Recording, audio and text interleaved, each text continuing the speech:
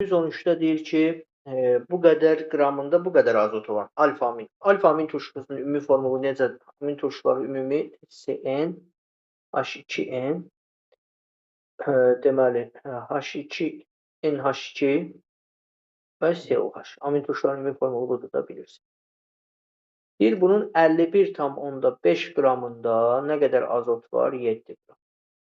Biz bu hissədə nə qədər azot görürük? Bu amin turşusundan hissədən azot görürük. Bir dənə azot görürük.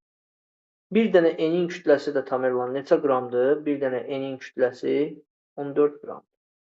14 qram olanda görək bu amin turşusunun kütləsi nə qədər? Bundan bu 2, x buradan eləyir 103.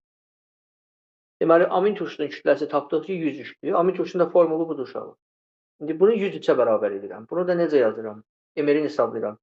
H2N 16'dır, COH da 45'dir. Edir 61.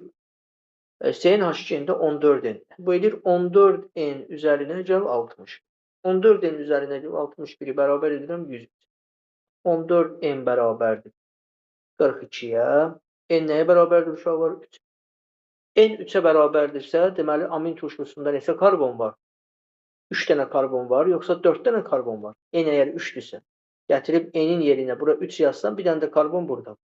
Deməli, amin turşusunda 4 karbon var. 4 karbon varsa, onda bu hansı turşu olacaq? Butan turşusu olacaq. Butan turşusu.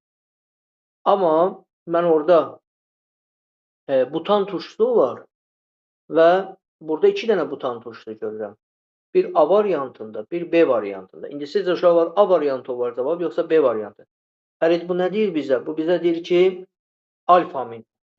Alfadırsa, bəli, bax, 4 karbon. Bəli. Alfadırsa, COH-dan sonra gələnə birləşməlidir. Yəni, bəli.